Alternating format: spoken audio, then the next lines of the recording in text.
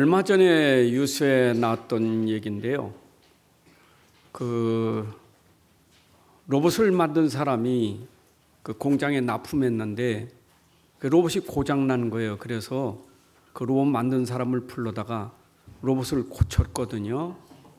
그 이제 로봇을 고치는 중에 그 자기가 만든 로봇이 작동을 잘못해가지고 로봇 만든 사람을 찌개로 물어가지고 죽었어요.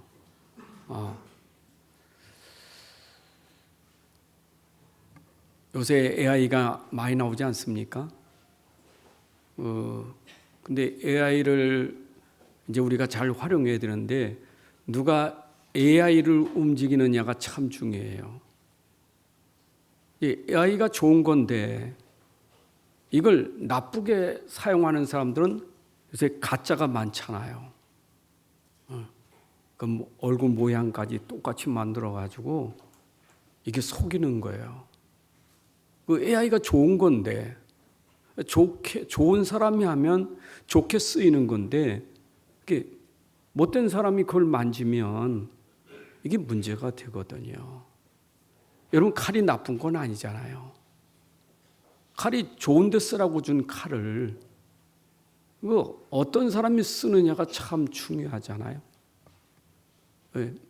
며칠 전에도 미국에서 그런 사건이 터졌는데 3살 배기가 3살 먹은 아기가 집에 있는 총을 만지고 장난 놀다가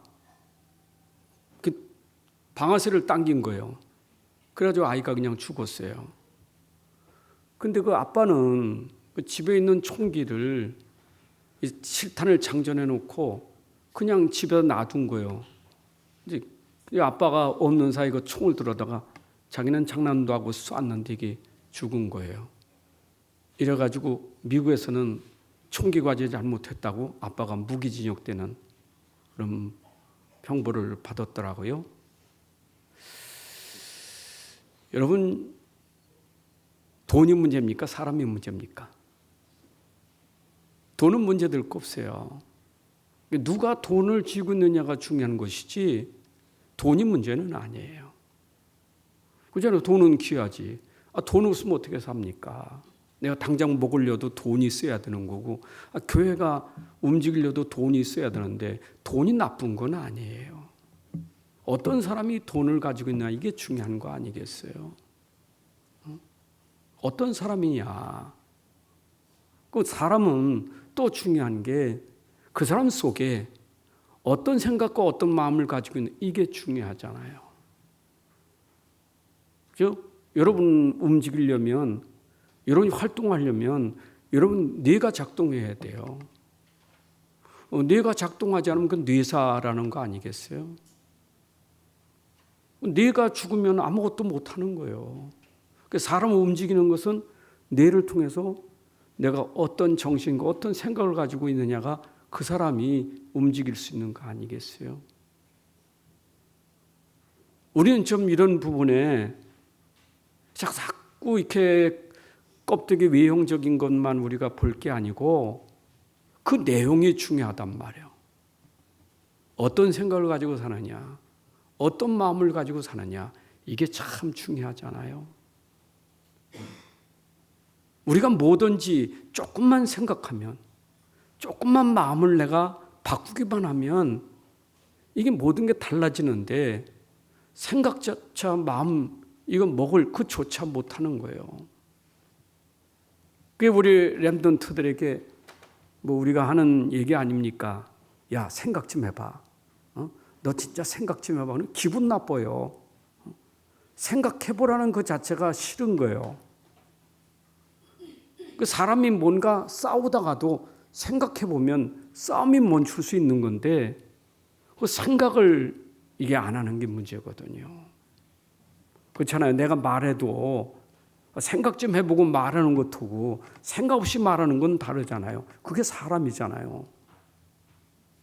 동물들은 그렇지 못하도 사람은 영적인 존재인데 생각하는 사람인데 생각을 안 한다? 그 어떤 일이 되겠어요? 그 사람은 이제 그 생각이 우리에게 가장 중요하잖아요. 생각보다 더 중요한 것은 우리 안에 영이잖아요. 제가 여러분들에게 지금 요 영 얘기를 하고 자꾸 육신 얘기하는 거예요. 불신자는 그 생각까지는 알아요. 뇌까지는 알아. 그런데 영 얘기하면 못 알아들어요. 우리가 가치 있다는 것은 눈에 보이는 돈 가치 있고 명예 자리 가치 있어요. 좋은 거예요. 나쁜 거 아니에요. 대통령 왜 나쁘면 대통령 되면 좋죠. 별 4개 다는 대장 좋잖아요. 그건 나쁜 거 아니에요. 그러나 지금 그 얘기하려는 게 아니라 우리 영적인 상태가 중요하다 그 말이에요. 인간은 영적인 존재이기 때문에 우리는 사는 게 육으로 사는 게 아니고 우리가 사는 것은 영으로 살기 때문에 내 영이 어떤 상태냐 이게 참 중요한 거예요. 아니 영이 죽은 사람은 사는 게 육으로 살잖아요. 그럼 생각도 육신의 생각이잖아요. 여러분 우리와 세상 사람은 달라요. 똑같은 거 아니에요. 죽은 사람하고 산 사람하고 똑같아요? 다르지요. 영이 죽은 사람하고 영이 산 사람이 다르지요. 똑같을 수가 없지요. 근데 왜 신자가 똑같아요? 불신자나? 왜 똑같을까요? 불신자나? 왜 불신자들이 신자를 향해서 저 못돼 먹은 것들 왜 저런지 모르겠다. 왜 그런 소리를 왜 들을까요? 왜 그럴까요? 여러분 생각해 봐야 돼요. 신앙생활은 가장 정상적인 거예요. 정상적인 게 그걸 넘어서 세상 사람들에게 우리는 빛이고요. 그들을 살릴 사람이에요. 똑같은 사람 아니에요. 저 영이 죽은 사람 앞에 산 사람이 살려야 되지. 그러니까 우리가 생각을 해도 영의 생각이잖아요. 영적으로 생각해야 돼요. 우리의 가치는 어디 있느냐? 육이 아니에요. 우리의 가치는 영적인 거예요. 여러분 영 아시죠? 영은 2가지 영이에요. 선한 영과 악령이 있잖아요. 지극히 선한 분은 하나님의 영이 있고 사단의 영이 있어요. 우리의 가치는 지금 어떤 영을 가졌느냐가 중요하다고요. 여러분들이 누굽니까? 여러분들은 성령이 내주하는 성전이에요. 우리 속에 성령이 계시다니까. 하나님의 영이 계시다니까요. 그게 우리의 정체예요. 여러분 속에 성령이 영은 빛이거든요. 빛이 임하니까 어둠의 영은 떠나가는 거예요. 우리가 빛이 임하기 전에는 어둠의 영이 우리를 주관했어요. 그러나 이 빛이 우리에게 임하는 순간 어둠은 떠나고 여러분들이 성령의 사람, 영의 사람이 됐잖아요.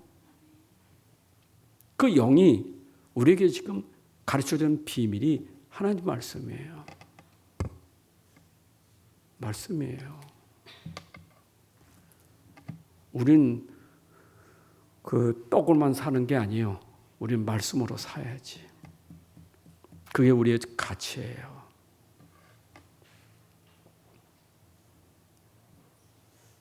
말씀으로 살아야 됩니다. 다 우리는 영으로 말씀으로 살아야 돼요. 말씀은 하나님의 영이에요. 말씀으로 사는 게 우리의 가치예요.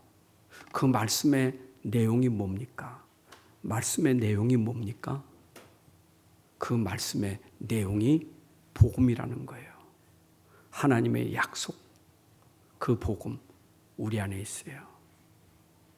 그 구약 신약의 언약이라는 복음이 우리 안에 있어요. 여러분들이 내 안에 가지고 있는 복음, 이거 발견한 사람을 보아 발견했다고 말하는 거예요. 마태복음 13장 44절에 천국은 마치 밭에 감추인 보화가 같으니, 여러분들이 보화를 가지고 있는 사람이에요. 감추인 보화예요. 이거는 세상에 절대 볼 수 없는 거예요. 보이지도 않아요. 영적인 거라니까. 영적인 거예요, 영적인 거. 지금 예수님 비유 말씀하시는 겁니다. 밭에 감추인 포화는 눈으로 보이는 건 쟁기질 하다가 밭을 갈다가 뭐가 탁 걸렸어. 이게 뭐지? 하다 보니까 밭에 이 보물 상자가 있는 거예요. 그 당시엔 전쟁이 많이 일어났으니까 전쟁통에 피난 가면 자기 보물을 밭에다 감추는 거 아니겠어요? 감추고 왔는데 주인이 죽을 수도 있어요. 근데 밭을 가다가 발견했단 말이에요. 근데 지금 밭에 감춘 보물, 지금 그것만 얘기하는 게 예수님 비유로 말씀하시는 거예요. 이 보물이 뭐예요? 그것이 바로 아까 우리 교동문에 봤던 것지만 고린도후서 4장 7절 말씀 아닙니까? 그 보화가 어디 있습니까? 지금 이 통 속에 들었단 말이에요. 그릇 속에 지금 있다고요. 그 질그릇은 뭐고 보배? 보배가 그냥 땅에 있는 게 아니라 질그릇 속에 놓여 있는 거 아니겠어요? 우리 다 아는 얘기예요. 보배는 질그릇 속에 담아요. 그걸 해석해 주는 게 성경이에요. 여러분들에게 지금 설교는 하나님 말씀 속에 있는 걸 여러분들에게 해석해 주는 설교예요. 이걸 풀어주는 거예요. 예수님도 구약 성경을 풀어서 설명했고 바울도 성경을 풀어서 설명했어요. 오늘 여러분들에게 이 비밀이 뭐냐? 이 비밀을 여러분들에게 설명하는데 이 설명이 뭐냐? 눈에 보이는 것 가지고 보이지 않는 영적인 세계를 설명하려고 하다 보니까 예화가 나오는 거예요. 예화가. 그럼 밭에 감추인 보화, 그게 천국이다 마치. 여러분 속에 질그릇 속에 보배가 있다. 질그릇은 곧 나와 같은 거예요. 우리는 깨지는 존재예요. 우리는 깨지면 아무것도 산산조각 나면 질그릇 흙으로 가잖아요. 그런 질그릇 같은 인생이요. 그런데 왜 질그릇이 가치가 있습니까? 그 속에 보배가 있기 때문에. 나의 존재 가치는 어디 있어요? 나의 존재 가치는 이 보배가 있기 때문에 내가 가치 있는 존재예요. 불신자는 없어요. 영으로 죽었는데 우리는 그 영, 그 하나님, 그 복음이 그리스도가 우리 안에 있다. 이게 최고의 가치예요. 이거부터 우리가 알고 가야 돼요. 이거부터 우리가 알아야 된다니까. 이걸 모르니까 사람들이 자꾸 눈에 보이는 엉뚱한 짓을 하는 거예요. 눈에 보이는 게 전부인 줄 알고 눈에 보이지 않는 진짜 중요한 게 있는데 이 보이지 않는 영적인 세계를 모르니까 자꾸 눈에 보이는 것에 매달리고 집착하는 거예요. 내가 가진 게 어마어마한 보배라는 걸 알면 이 보배는 내가 지키잖아요. 근데 이걸 놓치니까 자꾸 눈에 보이는 거, 그 가치도 없는 거, 거기다 내가 생을 걸고 사는 거예요. 거기다 내 인생을 담고 사는 거예요. 어제가 정월 대보름이죠. 유수 보셨습니까? 아마 여러분들이 유수만 아니라 지역 문화, 각 지역마다 그 문화를 보세요. 대보름 문화가 어떤 문화인가. 예대로부터 내려오는 그 문화가 뭔가 보세요. 1년 중에 가장 큰 달이 보름달, 대보름달, 대보름달이요. 추석이 가장 큰 달입니다. 근데 달은 여신이에요, 여신. 그 여신을 숭배하는 거예요. 하나님이 만드신 달인데 그걸 신으로 섬기는 거예요. 비는 겁니다. 여러분 달집 태우기 있죠? 잔뜩 뭔가 이 지풀 쌓아놓고 불 지르잖아요. 불 때 그냥 지릅니까? 거기다 소원을 빌지 않습니까? 참 뭐 적어가지고 넣어놓고 비는 거예요.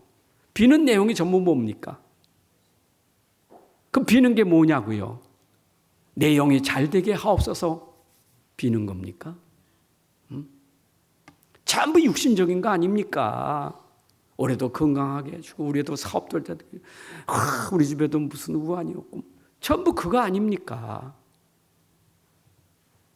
인간이 가치를 모르면 그런 존재가 되는 거예요. 어디다 빌고요?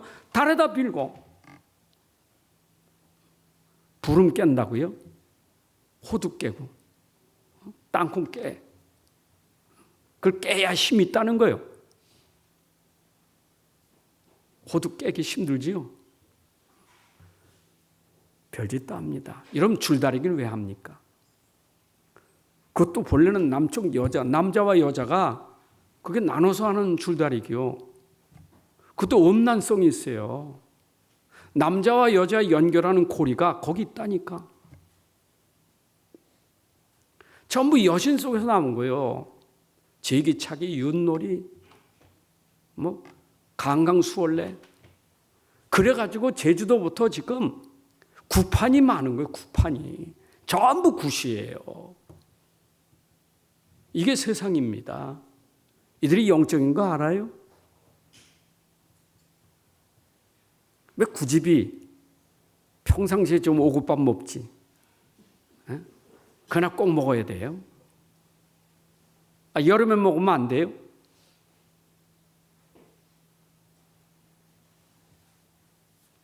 참 사람들은요 얼마나 부지한지 몰라.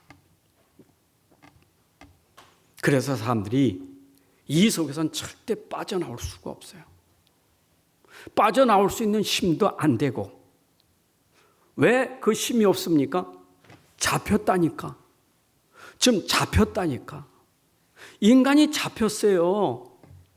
하나님 떠난 인생이 붙잡혔어요.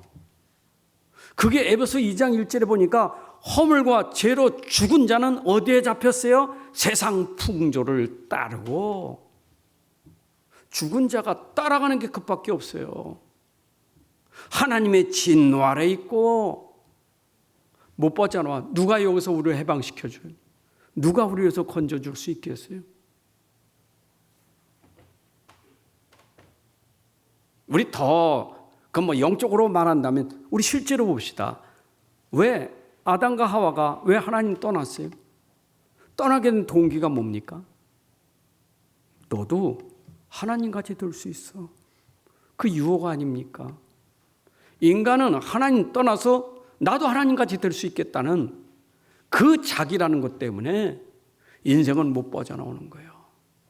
여러분 인간의 가장 비참함이 뭔 줄 압니까? 가장 불쌍한 게 뭔 줄 압니까? 결국 자기밖에 모르는 거예요. 그걸 인지하지 못해요. 자기라는 것도 가치가 뭐예요? 자기를 위한 가치가 뭡니까? 자기라는 게 육신이에요. 결국 육신을 위해서 이걸 도모하는 거예요. 이걸 좋아하는 거예요. 잘 먹고 잘 입고 잘 살고 성공하고 내가. 이것이 인간이 가지고 있는 영적 상태예요. 누가 이거 벗어낼 수 있어요?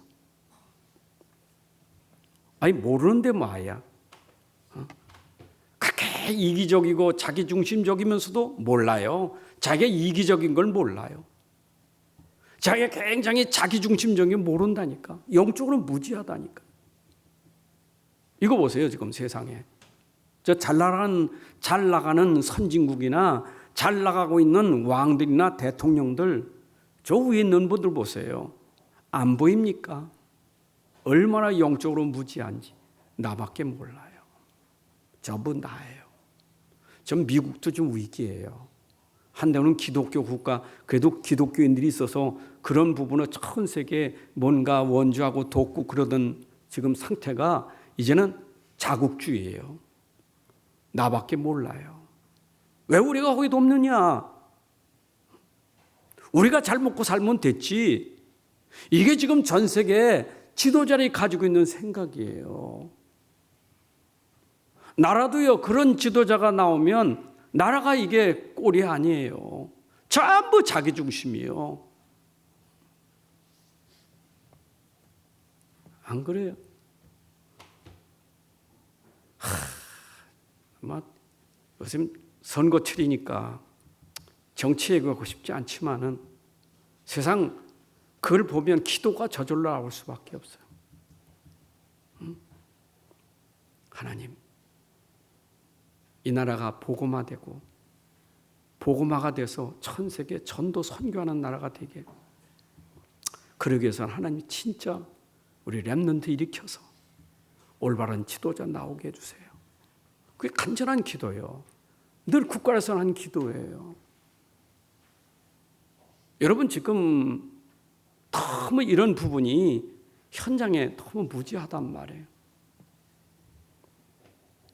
그래서 우리에게 하나님이 여기서 우리를 구원하는 길을 주시려고, 그 구원의 길을 주신 게 뭐예요? 말씀이라니까. 하나님 말씀이 구원의 길이에요. 우리가 구원받는 길은 여기밖에 없어요. 모든 문제 해답이 여기 있어요. 하나님 말씀은 해답이에요. 인생에 빠져나오는 길이에요. 그래서 아담과 하와가 범죄했을 때 하나님이 제일 먼저 주신 길이 뭐냐? 그게 바로 메시아예요. 여러분 예수 이전에 메시아예요. 메시아가 누구냐? 그건 나중 얘기고, 지금도 사람들이 기다리고 있는 게 메시아 아닙니까? 구원자가 아닙니까? 하나님이 구원자를 약속하신 거예요. 메시아를 약속하셨다니까. 유대인들은 지금도 메시아를 기다리고 있어요. 메시아가 누구예요? 구원자란 말이에요. 문제에서 해방시키는 자. 우리가 갈 수 있는 길, 그 메시아 그리스도 이름이 누구냐? 그분이 예수. 이게 성경 얘기예요. 그런데 하나님은 우리에게 이 메시아 영적인 얘기를 설명하려고 보니까 이 말을 사람이 알아들어요? 못 알아듣지요. 어떻게 하나님 나라 얘기를 어떻게 알아들었습니까? 영적인 얘기를 어떻게 알아들어요? 알아들을 수가 없죠. 이건 못 알아들어. 창세기 3장 15절 얘기했지만 못 알아들어요. 알아들을 수가 없어요, 사람이. 그거 하나 설명하려고, 구약성경은 온통 그 설명하려고 그림자로 모형으로 전부 주신 거예요. 히브리서 11장 1절 2절에 보게 되면 그랬잖아요. 옛적의 선지자들 통하여 여러 부분과 여러 모양으로 우리 조상들에게 말씀하신 하나님. 그래서 이거 설명하려고 여러 부분 여러 모양으로 계속해서 설명하는 게 그 구약성경이에요. 이 모든 날 마지막에는 아들을 통하여 우리에게 말씀하셨다. 아들이 오기 전에는, 우리를 구원하신 메시아가 오기 전에는 그 오실 그분에 대해서 여러 가지 모양으로 여러 선지자를 통해서 설명하는 거예요. 구약은요 전부 모형이에요. 여러분들이 쉽게 이해되기 위해서 사건을 일으키고 그 문제들이 일어나고 이스라엘 백성이라는 사람들을 건져내가지고 그 사람들을 뽑아가지고 하나님이 어떤 분인지 이거 설명하는 거예요. 하나님이 어떤 분인지,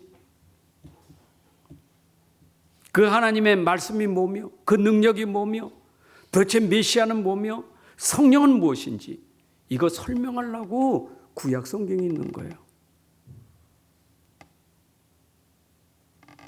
이건 노아 사건 아시잖아요.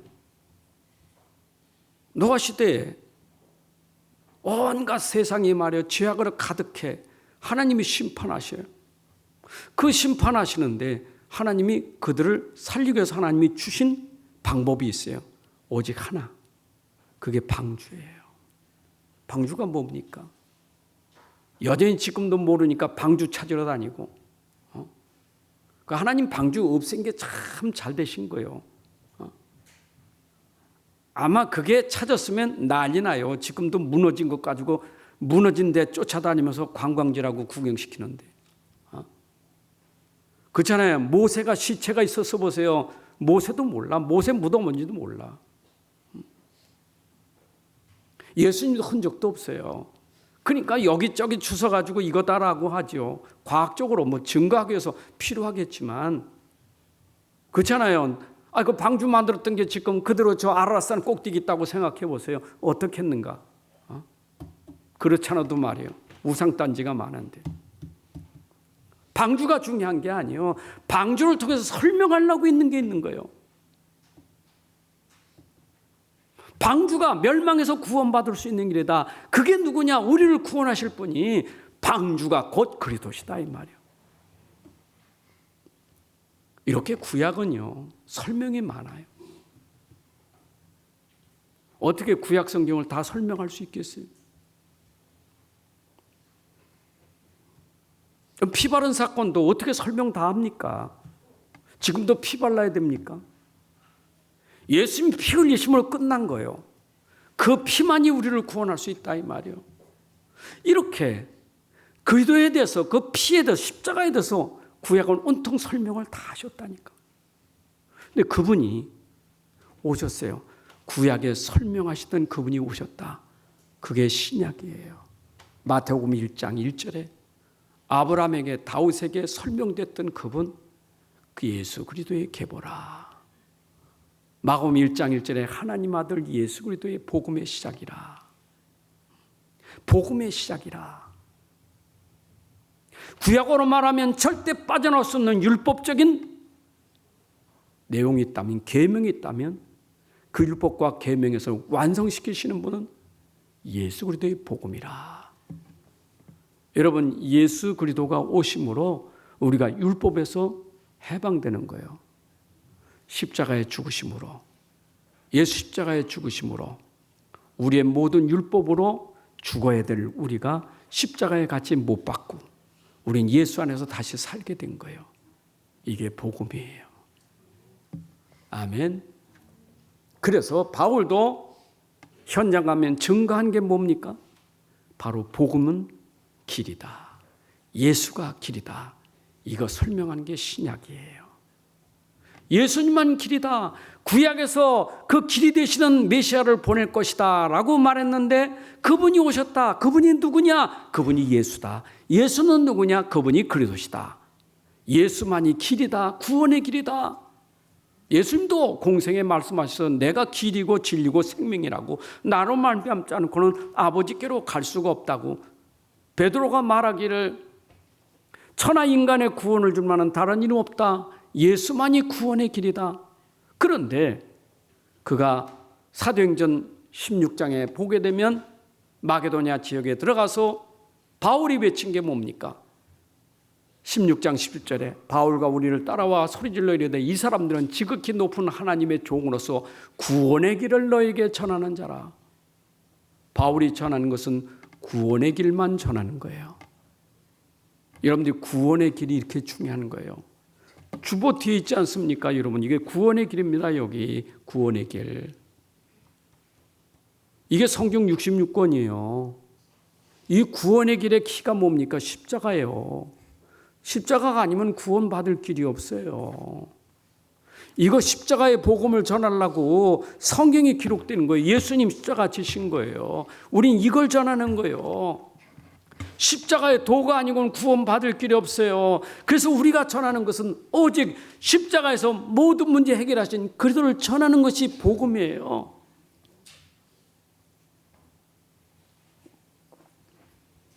오직 복음. 우리가 구원받는 길은 오직 복음. 그게 성경 얘기를 하니까 성경은 오직 복음 설명하려고. 그 복음이 메시아. 그 메시아가 그리스도. 그분만이 구원의 길. 이게 성경에 꽉 차 있는 거예요. 앞으로 보낼 메시아. 오신 그리스도. 이게 성경이에요. 자, 여러분들 다시 한번 말씀드립니다. 성경의 말씀의 가장 중요한 핵심이 뭐며 거기에 담겨진 생명이 뭐고 그 생명, 그 가치가 뭐냐? 그게 복음이에요. 예수는 생명이에요. 예수는 나에게 능력이에요. 예수 안에 모든 게 다 있어요. 이게 가치예요. 이걸 알아야 지금 예수님이 오셔서 설명하는 것, 저 바리새인들이 서기관들이 주신 복음은 성경은 모르고 계속 엉뚱한 것만 붙잡고 지금 하고 있는 거예요. 그게 바로 율법 아닙니까?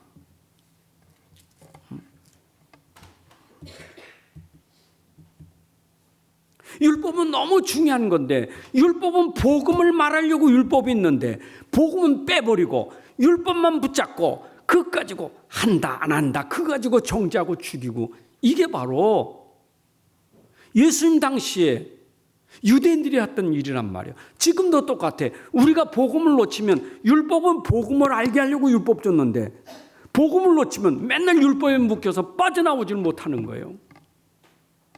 율법에 잡혀서 인생의 노예가 되는 거예요. 무거운 짐을 지고 사는 거예요. 해방받았는데 무거운 짐을 지고 사는 거예요. 수고하고 무거운 짐 진 자들아 다 내게로 오라. 뭐가 무거운 짐입니까? 복음 모르면 무거운 짐이에요. 종교가 수고하는 거예요. 율법이 무거운 짐이에요. 율법 종교 무거운 짐이에요. 바리새인들이 메어준 무거운 짐. 여러분들 이거 벗어야 돼요. 그 벗는 길은 복음밖에 없어요. 자꾸 속이잖아요. 율법 종교는 키가 뭔 줄 알아요? 나예요.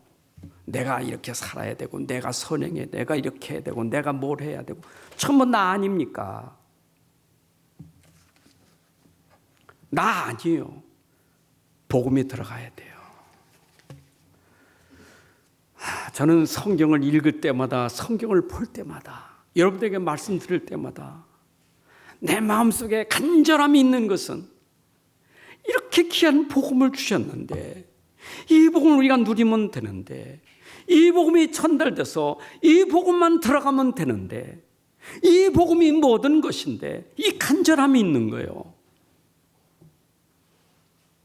이것 말고 더 가치 있는 게 뭘까? 더 중요한 게 뭘까? 없어요. 없어. 복음 말고는 없어. 복음은 나의 생명과 같은 거예요. 나의 인생의 모든 것이요. 복음 없으면 살 수가 없어요.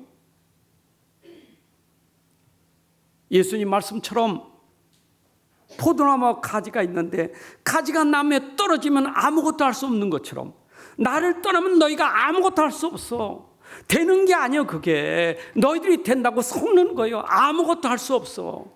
안 되는 거예요. 안 돼. 이래도 안 되고 저래도 안 되고 되는 게 없어.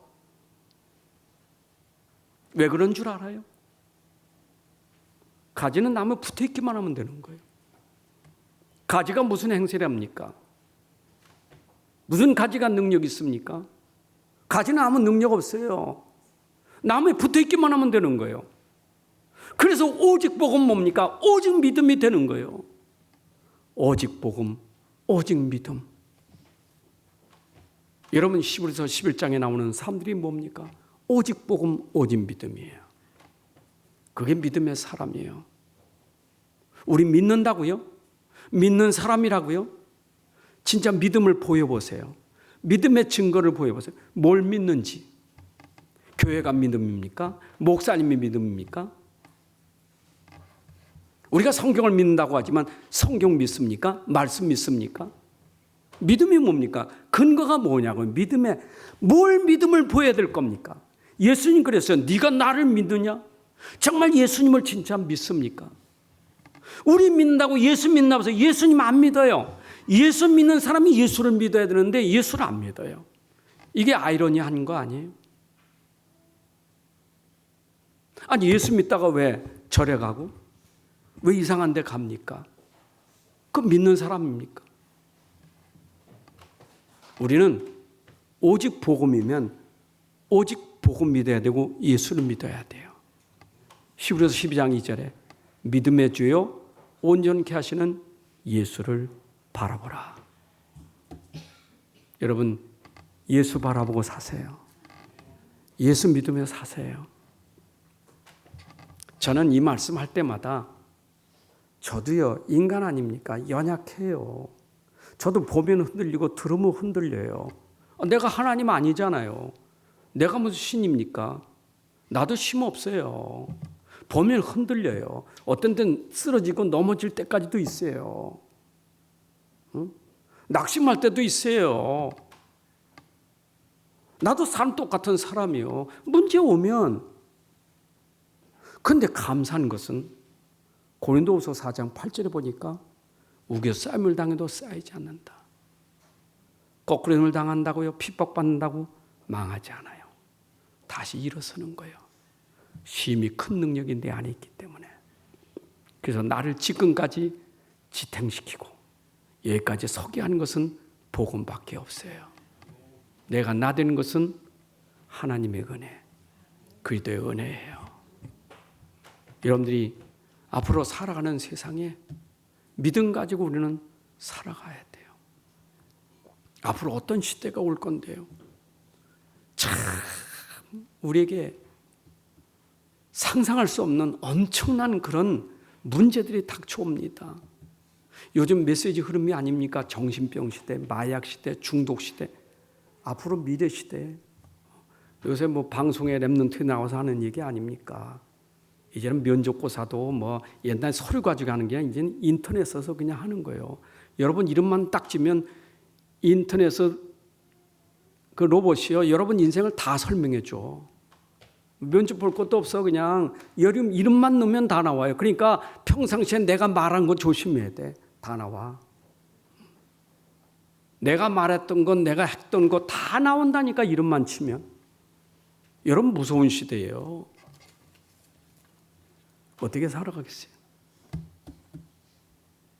로봇도 사람이 움직이는 거예요. 감정 없어요. 로봇이 무슨 감정이 있어요? 로봇이 무슨 상담을 합니까? 중요한 건 나예요. 내 안에 영이 중요한 거예요. 그래서 우리는 복음 아니면 절대 벗어날 수 없는 게 율법이다. 율법은 나를 죄인이라고 정죄해버려요. 율법은 너 죄인이여, 이게 정죄예요. 그런데 이 정죄에서 벗어날 수 있는 길은 복음밖에 없어요. 아멘. 오늘도 여러분 말씀 들으면서 정죄들 말씀 뭐 정죄요. 살인하지 말라, 간음하지 말라, 도둑질하지 말라. 십계명 보면 우리에게 그게 정죄라니까. 내가 살인했네, 내가 간음하고 도둑질하고. 근데 서기관들 웃기죠. 바리새인들 계명 잘 지켰으니까. 그 어리석은 그 부자 청년도 와서 그랬잖아요. 내가 어떻게 영세였습니까? 영생을 하려면 계명을 지켰나? 계명 지켰는데요. 계명에 살인하지 말라. 나 살인 안 했거든요. 간음하지 마라, 도둑질 마라, 이웃을 해하려고 증거하지, 거짓 증거하지 마라, 탐내지 마라. 나 안 했거든요. 예수님 뭐라 했어요? 야, 그럼 네 거 있는 거 팔아서 이웃에게 주고 하라. 그랬더니 계명 지킨다면서 재물이 욕심이 돼가지고 가버렸잖아요. 우리가요, 바리새인들처럼 계명 지켰다고 그거 지킨 게 아니에요. 그래서 마태복음 18장 23장에 보게 되면 그 바리새인들을 향해서 예수님이 화 있을 진저 외식하는 사람들아, 아주 그것도 한두 번이 아니요, 계속해서 말해서 화 있을 진저 외식하는 자들아. 누구를 향해? 서기관과 바리새인들을 향해서. 여러분 27절을 보세요. 회칠한 무덤 같으니 겉으로는 아름답게 보이나 그 안에는 죽은 사람의 뼈와 모든 더러운 것이 가득하도다. 이와 같이 너희도 겉으로는 사람에게 옳게 보이되 안으로는 외식과 불법이 가득하도다. 살인 안 했다고요? 난 도둑질 안 했다고요? 외식하는 자들아. 무슨 얘기예요? 내 영적 상태가 복음 안 되면 다 외식이에요. 여러분에게 복음 들어가야 내 인생이 바뀌어지는 거예요. 복음은 내 인생을 바꾸는 거예요. 나를 바꾸지 않는 나라는 것은 외식이에요. 바리새인들은 결국 복음 없는 나예요. 자꾸 그래서 거리에서도 나를 나타내려고, 내가 11조하고 내가 기도하고 전부 나를 나타내려고 하는 거예요. 외식하는 자들아. 속에는 더러운 게 가득한데. 그런데 이 율법 속에 숨겨진 문제가 뭐예요? 죄와 심판이 있다고요. 여러분, 율법은 우리에게 뭘 설명하는 겁니까? 의인 없나니 하나도 없다. 율법은 우리에게 너 죄인이요, 그걸 깨닫게 하려고 준 게 율법이에요. 로마서 3장 10절 12절에 계력된 바 의인 없나니 하나도 없으며 깨닫는 자도 없고 하나님을 찾는 자도 없고 다 치우쳐 함께 무익하게 되고 선을 행하는 자 없나니 하나도 없다. 여러분, 우리 인간이 무슨 선을 행합니까? 근본이 우리는 죄를 짓는 악한 죄가 우리 안에 가득한데 무슨 선을 짓느냐고요? 무슨 선한 일 행합니까? 여러분, 인간은 절대 선을 행할 수 있는 능력이 없어요. 그래서 바울도 로마서 7장에서 자기 안에 이 죄 때문에, 내 안에서 역사하는 죄 때문에 갈등하는 거예요. 내가 하나님의 법을 따라가지만 내 안에 죄를 짓게 하는 내가 죄 때문에 오라 나는 곤고한 사람이로다. 로마서 7장 18절에 내 속 곧 내 육신에 선한 것이 거하지 아니하는 줄을 아노니 원함은 내게 있으나 선을 행하는 것이 없노라. 여러분 속에는 절대 선을 행할 수 있는 능력이 없어요.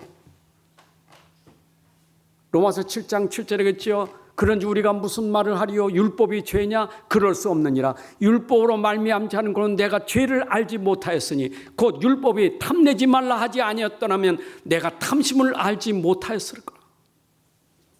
오라, 나는 곤고한 사람이다. 이 사망의 몸에서 누가 나를 건져내랴. 여러분, 율법을 대보니까 내가 탐하는 자로구나, 내가 살인자로구나, 내가 간음한 자로구나, 내가 도둑질하는 자로구나. 오라, 누가 이 사망에서 나를 건져내랴. 율법은 우리의 죄를 깨닫게 하는 거예요. 여러분의 숨겨진 상태를 드러나게 만드는 거예요.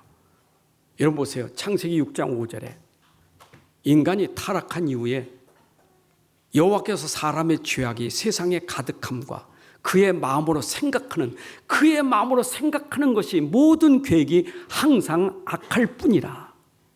여러분, 하나님 떠난 인생의 영적 상태는 생각하는 것이 모두 악할 뿐이에요. 난 그래도 착한 마음 가졌는데요. 여러분, 복음 모르는 사람은 착한 마음 가진 게 크게 문제예요. 착한 사람들 많습니다. 절에 가보세요. 기독교인보다 착한 사람 많아요. 천주교 가보세요. 얼마나 착한 사람들이 많은데요. 성경은 지금 그 말하는 게 아니에요. 착하게 살라고요. 제가 금요일 저녁에 말씀드렸잖아요. 세상은 자꾸 도덕 윤리의 잣대를 맞춰서 가르칩니다.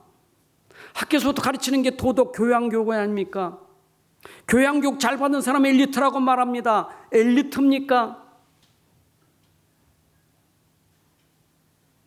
인간이 결국 나를 벗어나지 못하는 그 행위는 거짓되고 가증하고 외식하는 거예요.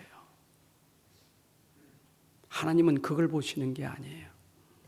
그게 처음 육체의 경건은 그게 보기에 좋지만 그거는 잠깐이에요.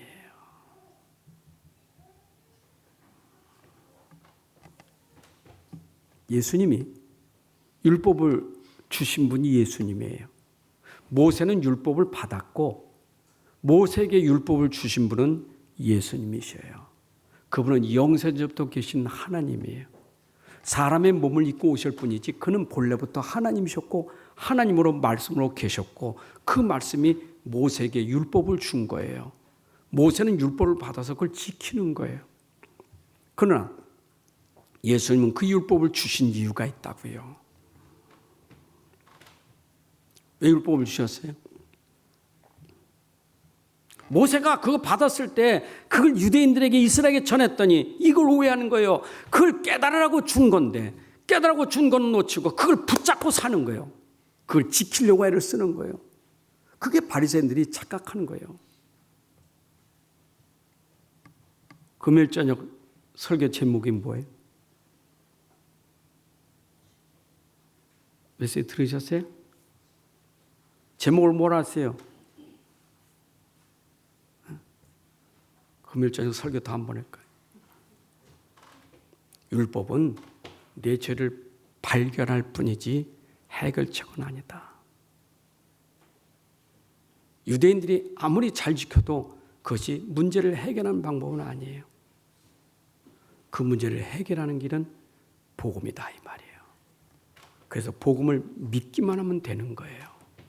그걸 가르치려고 하는 거예요. 그러니까 이들이 나 살인하지 않았는데, 나 간음하지 않았는데, 나 도둑질하지 않았는데, 이때 예수님 말했잖아요. 28절에 27절에 간음하지 말라 하였다는 것을 너희가 들었지만 나는 네게 이르노니, 예수님 말씀하신 거예요. 22절에 네 형제에게 노하는 자마다 심판받고 형제에 대해 나가라 하는 자마다 공회에 잡혀가고 미련한 놈이라는 자는 지옥불에 들어가느니라. 여러분, 욕했다고 지옥에 들어간. 28절 나는 너희는 음욕을 품고 여자를 보는 자마다 이미 마음에 간음하였느니라. 나는 간음하지 살인하지 않는데, 예수님은 더 깊이 말합니다. 상태를 말합니다. 네 속사람의 상태를 말하는 거예요. 그 상태가 어떤 상태입니까? 영적 문제, 영적으로 죽은 사람의 상태는 벗어날 수가 없어요.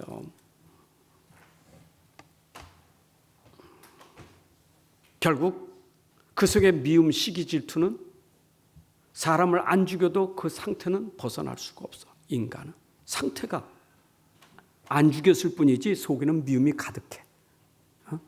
내가 속으로는 진짜 언젠가 죽여야 돼 하는 마음이 있지만 죽이지 못하고 마음에 미움이 가득한, 그게 바로 살인이에요. 간음은 뭐예요? 내가 저 여자고 간통하는 그런 부적절한 관계에 맺기 전에 벌써 내 마음속에는 음욕을 품고 있다. 그게 간음이다 이 말이에요. 목사님이 좀 이쁜 여자 없지만은, 이쁜 여자 없어요. 그 사람 만든 거지. 근데 질서가 잘 잡힌 사람은 이쁜 여자예요. 그런데 내가 쳐다보고 괜찮는, 뭐 질서가 잘 있네 하면, 그렇게 이쁘다 하면 되지. 한참 쳐다보면서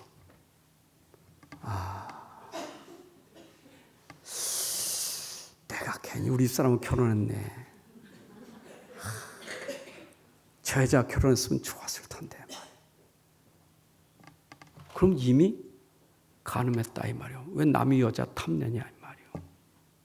하나님이 짝져 주신, 하나님이 나에게 두 사람이 함께 한 몸이 되어 살아가도록 만들어 줬는데 왜 그걸 탐하느냐 이 말이에요. 우리 속에 그 마음을 품은 자체가 간음이다 그 말이에요. 얼마나 예수님은 깊이를 말합니까? 그런데 이거 벗어날 수 있는 힘은 내 안에 복음의 능력이 있어야 벗어날 수 있어요. 여러분, 생각도 치유되고 마음도 치유될 수 있는 건 복음밖에 없어요. 내 마음에 이것이 사라지는 것, 미움도 시기도 음욕도 사라질 수 있는 능력은 복음밖에 없어요. 그래서 복음은 내 근본부터 해결하는 능력이 된다 이 말이에요. 여러분, 옛사람을 새사람으로 바꿀 수 있는 능력, 이전 것은 지나갔으니 보라 새 것이 되었도다, 나를 새로운 피조물로 만들 수 있는 능력, 그게 복음의 능력이에요. 아멘. 여러분 속에 그리스도의 영이 들어갈 때 그 영의 능력이 여러분들의 생각과 마음을 다스리고 절제할 수 있게 만드는 거예요. 이게 복음이에요. 근데 이 복음은 얼마나 가치가 있습니까? 여러분들이 가진 복음은 능력이기 때문에 가치가 있는 거예요. 능력이 있다니까. 율법은 능력이 없어요. 해결한 능력이 없어요. 그런데 복음은 가치가 있는 거예요. 여러분들이 가지고 있는 그 틀린 생각들, 그 틀린 것들을 바꿀 수 있는 능력은 복음밖에 없어요. 그래서 바울이 로마서 7장에서 그 마지막 부분까지, 오라 나는 곤고한 사람이다, 누가 이 사망에서 나를 건져내랴.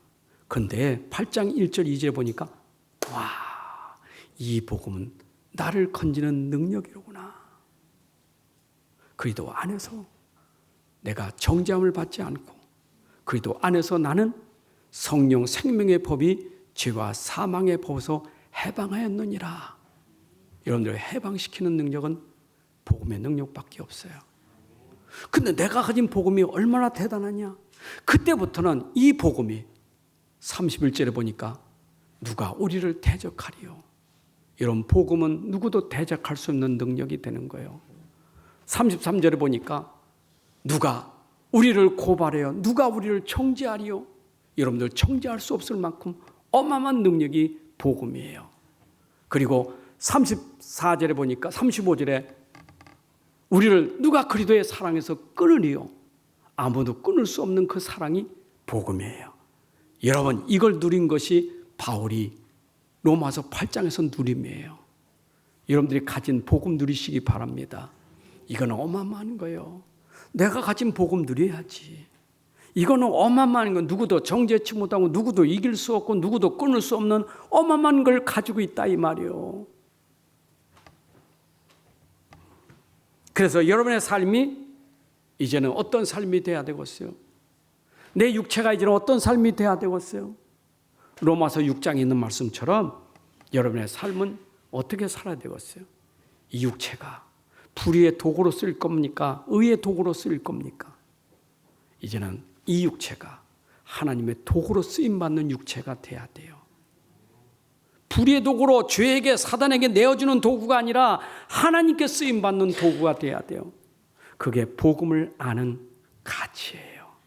내가 복음 알면 하나님 이제는 이 몸으로 하나님께 드리기를 원합니다. 아멘. 복음 중심의 삶이 되시기 바랍니다.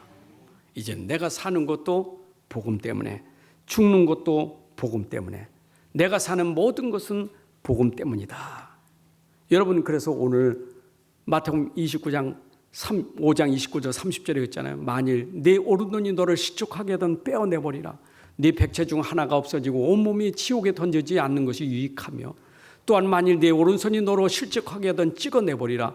네 백체 중 하나가 없어지고 온몸이 지옥에 던지지 않는 것이 유익하니라. 여러분 내 손도 중요하고 눈도 중요하지만 그것이 복음을 막는 길이면 내가 눈을 빼고 손을 잘라서도 내가 복음이 되는 것이 중요한 거예요.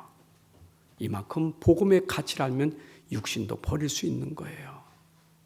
우리가 복음을 알아야 돼. 복음 모르면 큰 눈 보이는 거, 그 손이 귀한 줄 알아. 그걸로 범죄하는 게 그렇게 중요합니까? 그런데 내가 범죄하는 눈이라면 빼어버리고 차라리 복음 속에 들어가는 게 복이다 그 말이에요. 이해되세요? 마태복음 10장 28절에 몸은 죽여도 영혼은 능히 죽이지 못하는 자들을 두려워하지 말라. 오직 몸과 영혼을 능히 지옥에 멸하실 수 있는 이를 두려워하라. 여러분들이 몸이 죽는 게 중요한 게 아니에요. 내 영혼을 지금 구원하셔서 천국에 들어가는 게 중요한 거예요. 아멘. 육체는 죽일 수 있어도 영혼은 죽일 수가 없는 거예요. 내 영혼이 살아야 돼요. 육체에 묶이지 말고요. 그래서 여러분들이 복음을 통해서 내 죄를 깨달을 때는 어떻게 해야 돼요? 내가 회개해야 돼요. 사도행전 2장 37절 38절에 보니까 너희가 예수를 십자가에 못 박아 죽였다 하고 책망하니까 이 말을 듣고 마음에 찔려 베드로와 다른 사도들에게 물어 이르되 형제들아 우리가 어찌할꼬? 베드로가 이르되 너희가 회개하여 각각 예수 그리스도의 이름으로 세례받고 제사함을 받으라. 그리하면 성령의 선물을 받으리라. 여러분 깨달으면 회개하시기 바랍니다.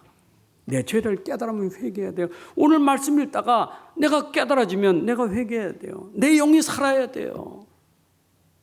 내가 복음이 회복돼야 돼요. 복음이 보고되는 거예요. 그게 가치 있는 인생이요. 얼만큼 복음은 누려야 되느냐? 율법을 초월해서 누려야 돼요. 여러분 복음이 아니면 내가 율법에 묶인 자가 된다니까. 복음이 율법 때문에 자꾸 다른 것으로 가게 돼요. 여러분 다른 것이 필요 없을 만큼 복음은 완전한 거예요. 나를 죄에서 의롭게 하는 것은 복음밖에 없어요. 빌보 3장 7절에 바울은 내가 율법으로 흠이 없는 자나 그 흠이 나를 의롭게 할 수 없었다고요. 그런데 복음은 율법으로 절대 의롭게 할 수 없는 것을 나를 의롭게 했으니 복음 아닌 것은 배설물이라. 여러분들이 진짜 복음을 알면, 내가 이 가치를 알면 다른 것 필요 없습니다. 인간의 연약함, 인간의 무기력함, 율법의 행위로 해결될 수 있다고요? 속지 마세요. 절대 안 돼요. 여러분, 성폭행범이, 오늘 간음하지 말라는 성폭행범이요, 교도소 들어가면 자기가 뉘우치겠지요. 내가 왜 이런 짓을 했을까? 그래서 나올 때는 전자 발찌 채우잖아요. 그런데 그 속에 이 근본 복음이 아니면 그 근본의 그 가지고 있는 상태는 이길 수가 없는 거예요. 안 하려고 해도 안 할 수가 없는 거예요. 그게 살아나기 때문에. 그래서 또다시 하는 것은 그 안에 상태가 그럴 수밖에 없는 거예요. 맞죠? 도둑질하고도 또 나와서 도둑질 하잖아요. 왜 그래요? 이길 수 있는 능력이 없어요. 교만하지 마세요. 여러분들 교만하면 무너져요.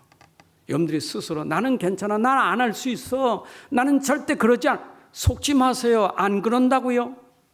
나는 사람 죽이는 일도 없고, 나는 가늠한 일도 없고, 나는 도둑질.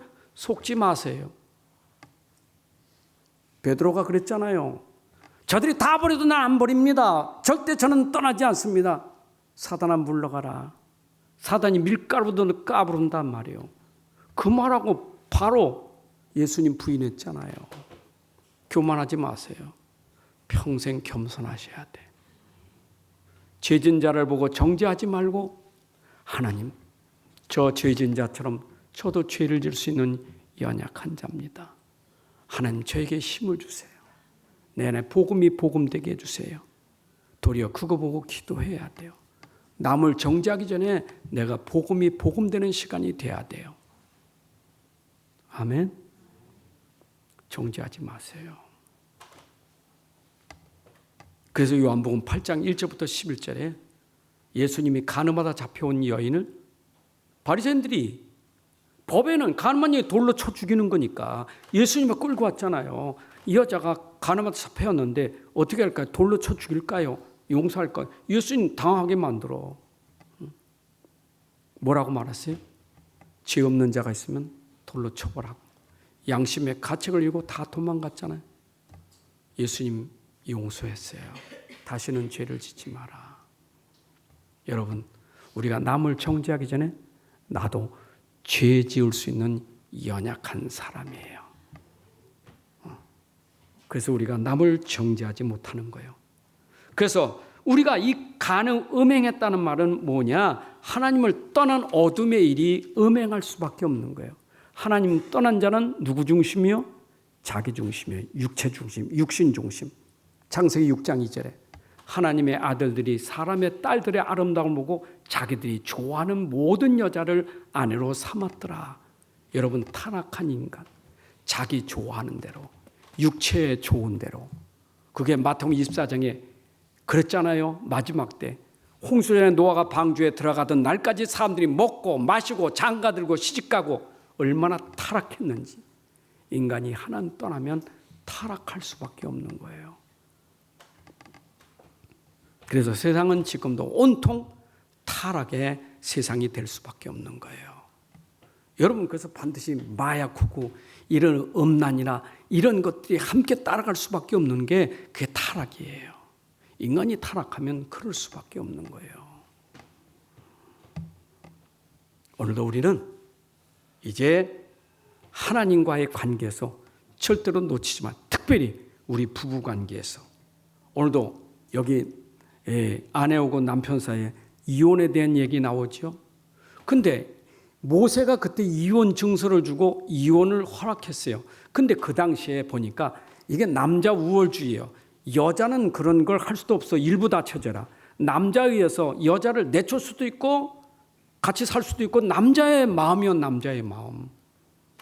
그러니까 막 일부 다쳐져 취해가지고 여자들이 그냥 봐가지고 내 마음에 안 들면 그냥 안 사는 거예요. 그냥 내쫓는 거예요.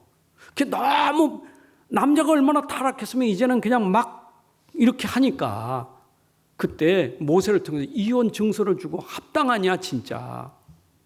그래서 음행한 연고 없이는 버리지 마라 하고 준 거예요. 그게 율법이었었어요. 그게 법이었었어요. 근데 우리가 여기서 해방될 수 있는 길은 내 안에 복음이 들어오면 모세의 율법도 성취되는 거예요. 아멘. 하나님의 율법이 없어지는 게 아니라 내가 복음이 들어오면 그것도 성취돼서 여러분들이 한 여자, 한 남자만 사랑할 수 있게 되는 거예요. 그게 바로 그리스도 안에서 이루어지는 거예요. 에베소 5장 22절에 아내들이여 자기 남편에게 복종하기를 주께 하듯 하라. 그리스도 안에서. 5장 25절 남편들아 아내 사랑하기를 그리스도께서 교회를 사랑하시고 그 교회를 위하여 자신을 주신 같이 하라. 여러분 그리스도 안에서는 내가 사랑하고 복종할 수 있는 관계가 되는 거예요. 이게 그리스도 안에 복음 안에서만 가능할 수 있는 일이다 그 말이에요. 그래서 우리는 내가 진짜 복음이 된다면 이제는 율법을 초월하는 그 능력이 내 안에 사랑의 능력이 나오는 거예요. 여러분 호세아가 그 고멜의 그 음란 있잖아요. 그 당시에 그 음란은 불법이잖아요. 그거 죽여야 되는 거예요. 그러니까 하나님이 선지자에게 데려오라는 거예요. 왜 그러느냐? 하나님의 계획은 이스라엘 백성들이 간음하는 것을 보고 이제는 호세아를 통해서 간음하는 내 백성들을 보라. 네가 지금 네 안에 간음하는 거 보고 네가 마음에 탄식이 생기느냐? 진짜 봐라. 영적으로 봐라. 지금 세상이. 그 여자 간음 문제가 아니고 지금 영적으로 간음하는 세상을 봐라 이 말이에요. 무슨 얘기요? 영적으로 간음하면 간음할 수밖에 없는 거예요. 영적인 게 중요하다는 얘기예요. 여러분 로마서 우리가 12장을 통해서 오면 이제는 우리가 그리스도 안에서 이제는 산제선을 드려야 되는데 그런 사람을 내가 어떻게 대해야 되느냐? 이제는 내가 복음 가진 사람을 이제 그런 사람들 율법에 있는 사람들 저 죽을 사람들 내가 어떻게 대해야 되느냐? 12장 14절에 너희를 박해하는 자를 축복하고 저주하지 말라. 여러분 절대 우리는 저주는 하나님께서 하는 우리가 저주하면 안 돼요. 아멘. 저주하면 안 됩니다. 아무리 미워도 저주하면 안 돼요. 옛날에 어떤 지사님이 기도하는데 저주 기도하는 소리를 듣고 내가 그냥 옛날에 여기 말고 옛날에 새벽에 와서 기도하는데 그냥 목소리도 작고 큰 소리로 내가 다 들을 거야. 그 인간 그 싸가지 없는 거 그냥 저건 쫄딱만 하고 자기 속상하지. 그러니까 막 저주하는 거예요. 여러분 그 저주가 하나님 받으시는 겁니까? 목사들도요. 저주하는 목사 있어요. 나를 목사를 그러면 너 될 줄 알아? 이래가지고 뭐 엘리사에게 대머리 해가지고 뭐 곰에 물려 죽었다고 그 인용하면서 여러분 목사는 절대 저주하는 게 아니에요. 축복하는 거지. 아멘. 저는 여러분들 축복을 빕니다. 그 저주한 목사 아니에요. 그랬잖아요. 저주하지 말라고 축복을 빌라고. 암에게도 악으로 악을 갚지 말고 모든 사람 앞에서 선한 일을 도모하라. 21절에 악에게 치지 말고 손으로 악을 이기라. 이게 복음의 능력이에요. 이게 우리의 능력이에요. 아멘. 결론입니다. 유대인들 613가지 율법 만들어 놓고 지킵니다. 하라 하지 말라. 여러분 복음이 아니면 사람이 하라 하지 말라 수준에서 너무 상식 이해가 돼. 하라는 건 안 하고 하지 말라는 건 하고 살고 그건 영적으로 상식 이하의 사람들이에요. 근데 사람의 상식은 그렇지. 성경 보니까 이게 좋은 말씀 있네. 그래 이렇게 사는 게 그게 좋은 거요. 그래서 성경도 좋은 얘기, 명심방 복음도 좋은 얘기, 모든 게 다 좋은 얘기요. 그건 굉장히 상식적인 사람이에요. 교회는 상식만 말하는 데가 아니요 상식을 초월하는 것이지. 여러분 복음 가져야 우리는 상식을 초월합니다. 그래서 복음은 우리를 해방시키는 거예요. 여러분 정죄에서 해방시키는 길 그게 복음밖에 없어요. 여러분들이 남을 정죄하지 않는 것만도 축복이에요. 내 안에 복음. 아멘. 여러분 절대 남을 정죄하고 비판하고 판단하지 말고 복음으로 그들을 위해서 우리가 복을 빌어주는 복음의 사람 되시기를 바랍니다. 이것이 복음 가진 자의 삶이고 빛이에요. 이게 다른 사람이에요. 세상은 설령 그래도 여러분들은 빛을 비추는 사람 되시기 바랍니다. 불신자가 봐도 야, 도대체 나는 이해가 안 돼. 나는 네가 그렇게 말하는 게 이해가 안 돼. 난 네가 그렇게 생각하는 게 도대체 이해가 안 돼. 근데 가만히 보니까 너는 그런 사람이로구나. 하나님의 사람이로구나. 역시 그리스도인이로구나. 이게 간증되고 증거될 수 있는 삶이 돼야 돼요. 이게 빛입니다.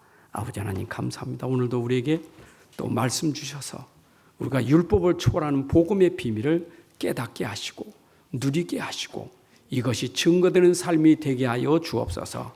예수 그리스도의 이름으로 기도합나이다. 아멘. 이제는 우리 주 예수 그리스도의 은혜와 아버지 하나님의 크신 사랑과 성령님의 인도 역사 충만하심이 오늘 함께 예배한 주의 자녀들 머리 위에 가정 위에 산업 속에 후손들 속에 이제부터 영원까지 함께할지어다. 아멘.